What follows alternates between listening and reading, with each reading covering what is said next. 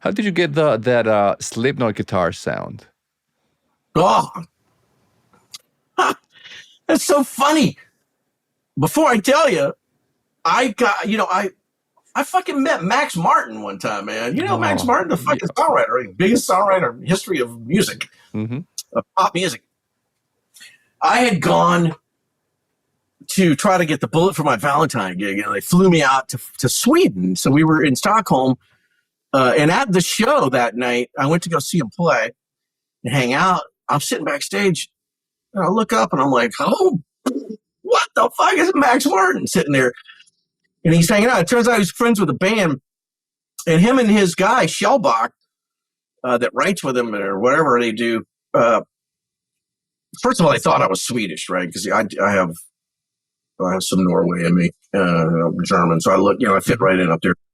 Well, and so I said something, and they're like, "Oh, man, you're American," And I told them I was, and like, "Oh shit, wait, you did?" Like they knew, Shellbach knew that I was the guy that did the Slipknot record, and that was the first fucking question out of his mouth is, "How did you get the guitar tones, man?"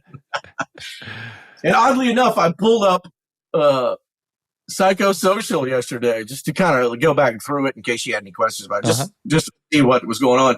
And one of the things about it is that those things, it's just, they're committed. There's two fucking tracks, Jim and Mick, left and right. That's it. And so we took, it was the same process I always use. 2 heads per guy, different heads, right? I don't know what they were anymore. I don't know.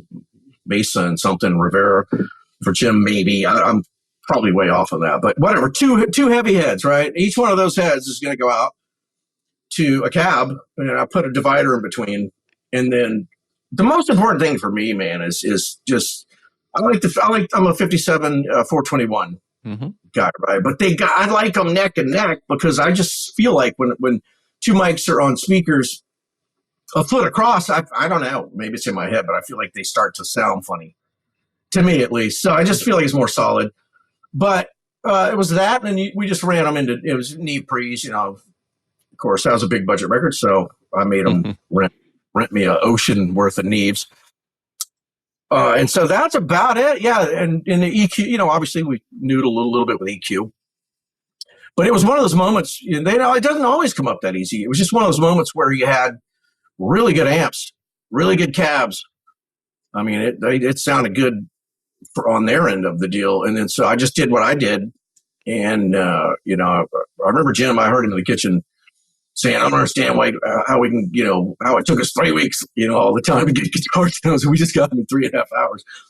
And so I contribute that to a little bit of just sheer fucking luck, like it just happened that whatever amp they were using at the time matched my technique of miking it and what I decided to do EQ wise on a Neve Pre. And boy, does it sound good. I listened to the raw track yesterday. I was like, oh, yeah, okay. Sounds amazing. Right. Sounds killer. Yeah.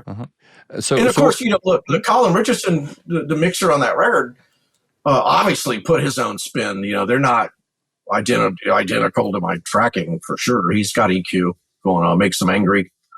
Another good mixer story that, partially the EQ he's got is because I had to make a phone call, man. At the time, I was burnt, man. I was like, it was a tough record to make. It was a lot of characters, and some of which weren't really feeling my decision not to entertain their songwriting on the other side. I was dealing with the core songwriters myself. So I don't know if you heard all those stories, but no need to get into it.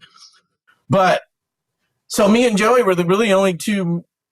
To those guys' credit, they only Joey ever listened to the mixes. They're so confident and so rad and amazing that they know they're great. They don't care. They don't care if it's whatever.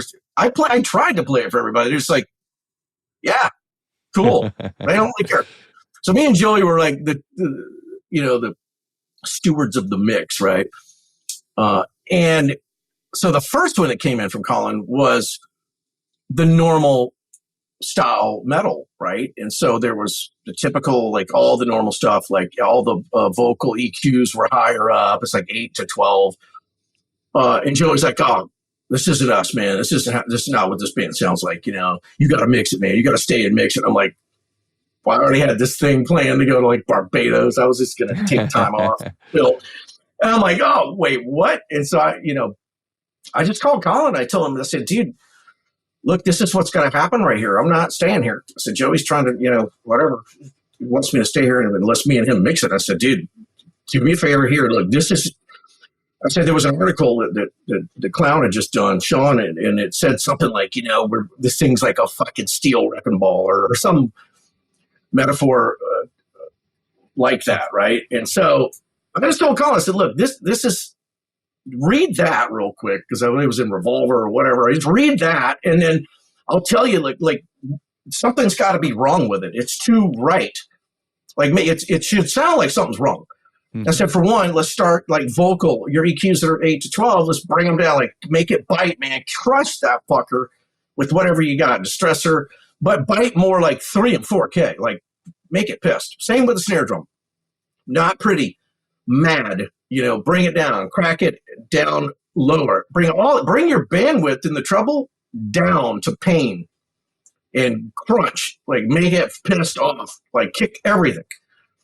And so that he heard it loud and clear, and it came back sounding like it sounds now. I mean, it came back crunching and just all fucking mad. Gematria kicks in, it is fucking game over. And so we were stoked at that point. And then we could just finally get into regular mix detail. Like what are we louder, whatever. Here's a tom sticking out over here on the left, whatever. And so that had a lot to do with it too, man. His EQ of that. So I'm circling back. I haven't lost the subject yet. In the guitar, yeah. His EQ of that certainly has a lot to do with it, and then whatever. He was mixing on like a V3 knee or something, man. So all those things matter for the sound of that record. But yeah, the initial recording was not real complicated, man. Real basic shit that most people use. Just a good player. Those two dudes can play some fucking guitar. Jesus. And why do you use the two heads? One it's more distorted, and the other one is cleaner, or something like that? I don't know. It's just different, just to get more flavor in it. I've done that forever. Yeah, that's Fallen was done that way. Every album, I think. Yeah, almost. Yeah, every single one.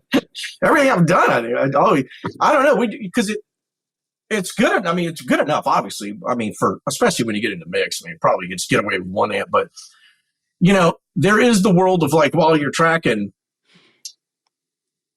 it's the artist impression, right? You want to please the artist. Like, that's why you want to get your drums like slamming for the artist. So they're inspired by it. So I kind of felt that I feel that way about every instrument, So like guitar, man, it's fun. You have this entire setup. And every time we would throw a second, we put the two of them together. It's like, at least in that moment, it sounds amazing. It's like, all right, this is bigger and better. So there's more tone to it. And it would just sound good. I haven't had it fail, really. It worked. I think Tribs did that with Mudvayne. I'm pretty sure, something like that to the effect. But yeah, I've always just liked it. Probably could have got away with not doing it at all. I probably, obviously, it could be a Kemper, man, and you get somebody good to me, it's going to sound killer. That's the way it is. Cool. Here's another question. Do you remember how the vocal recording process was for Evanescence and what gear or techniques you used? Oh, that one straight up was, I think we shot out some 47s, right? It's just, I'm standard, man, I'll shoot some mics out, but usually, 47 always wins, especially in a really big studio like that. They have those killer old school ones, man. So you pick one, whatever. They probably would all work. We'd pick one out of like 3. But that's definitely going through a 1073, and it's going to hit a blackface, and it's going to hit Pro Tools. That simple. The rest is all the hard work of just the performance things, going over that, competent and working parts for vocals, especially with that one. With every album though, except for Slipknot, because it was so amazing. Corey blew it out. He knocked it out of the fucking ballpark to where I was like, okay, I should try to act like I'm doing something, but I didn't need to. It was a tough. I didn't want to fuck with perfect, when I don't need to. That's a really hard thing to do as a producer, especially the kind of producer I am, where I'm a musician and I'm willing to work for it. So yeah, with Amy, all vocalists, I'll go over a span of time, and we will start early as possible, start singing them, that way you have review time. And then if I get them on a different song, and I know a part's really not all the way done on something we've done even 2 weeks ago or 3 weeks ago. I think we revisited My Immortal even 3 weeks down the line, trying to get the outline of the bridge. I think I've been alone all these years or time. I haven't heard it in a while. I think whatever that line is coming out of the bridge, I could never sit with the way we had it the first couple of rounds of it. So, yeah, and you start to realize, today is a really great day. Oh my God, she's singing really good. Let's go. After I've got what I need for that song that we're on, then if you still sound good, I'm going to go use you to try to patch other stuff while I got you in this moment. Because certainly the voice is weird, right? It changes daily. I mean, it's science, right? If you get a cold, if the temperature fucking changes, or if somebody upsets you, your emotions, you name it. It's not like a fucking guitar where you pick it up and it's going to pretty much sound the same. Tune it right, whatever. But people, man, their mindset changes how they fucking sing. It's one of the big things I go through is coming back, even at the end of the song, like starting to go, before we even get past second verse, I'm already looking at the first one if I liked it, and comparing the characters. Like, did I lose that guy? Because if I'm going like something wrong, it's probably not the performance. It's just we've lost the character. They're not saying like you were this person. Just show them. Look here, be that dude right there. We started there. Usually most singers are just like, oh yeah, okay, that's I got it. Yeah, this is a different thing. That's it. It's all headspace, really. But for the technical side, yeah, that was about it, man. And there's not a lot going on. I mean, just double places and a lot of Amy writes these beautiful background counter melodies and all these things. So there's a lot of that going on. But it's pretty bone dry, man. Single voice verse, double voice chorus throughout most of Fallen, the whole thing. She's one of those people. They depending on the artist, it wrecks her to put a double like in a verse. For me, I don't know. The personality kind of goes away. Some people it builds it really well. Like Chad from Mudvayne, his voice sounds great, double real good. A tight double sounds amazing like that. There's a number of people like that, and then every now and then you get one where it's like it's not working out. It just sounds like I've lost my connection to this person real quick. Especially Amy. Amy's definitely that type of voice. But yeah, that's about it on the technical side. To watch the full video, click the link below and don't forget to subscribe.